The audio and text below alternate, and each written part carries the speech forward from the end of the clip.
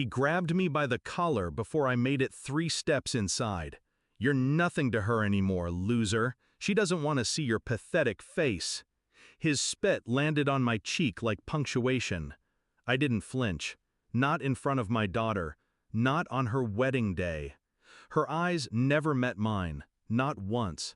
She stood beside her mother, the woman who used to lie beside me each night, murmuring promises into the dark.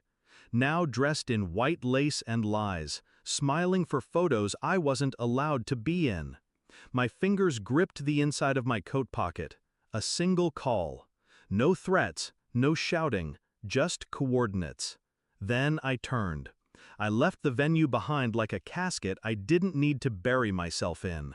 60 minutes later, the groom collapsed outside the reception hall, sobbing, mumbling my daughter's name through broken breaths. I hadn't always been invisible. There was a time she used to run into my arms after school.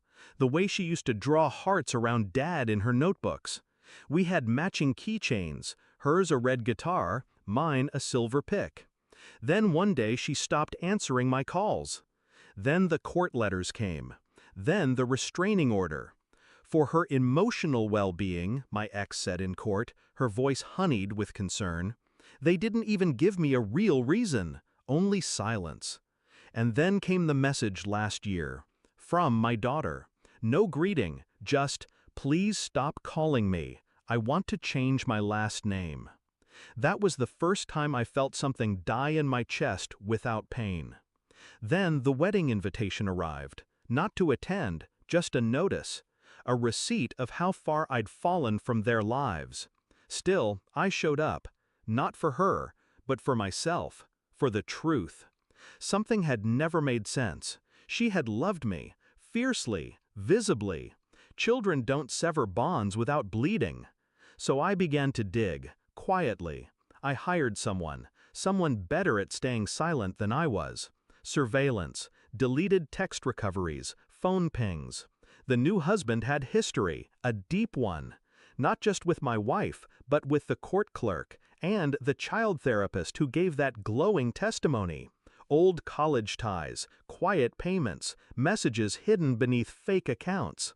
It was a performance, and my daughter was the audience, fed one lie at a time until the curtain dropped on me. What twisted it deeper was the video. A conversation between my ex-wife and her new husband. Casual, cruel. Her voice flat. "Just keep pushing him out. She'll forget him. Eventually, he'll give up." And he laughed, mocking my handwriting on birthday cards. Joking about the pathetic man who still sends flowers every February 17th, my daughter's birthday. I saved the video, backed it up 6 times, waited. It wasn't supposed to be my moment, but it became one. During the toasts, I watched the groom walk off toward the trees, wiping sweat from his neck. His best man followed, concerned. A conversation took place. Then his phone buzzed. I'd timed it perfectly. One video, from a number labeled unknown. I watched from across the lawn as the screen lit up. Then his face fell apart.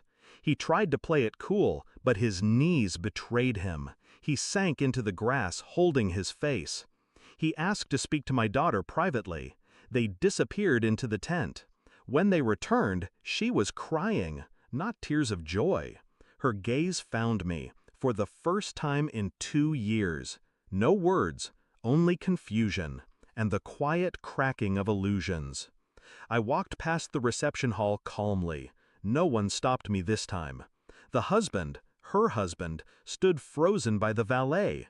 "You think this changes anything?" he snapped. "She's still not your daughter." I paused beside him, handed him the same silver pick my daughter gave me when she was 6.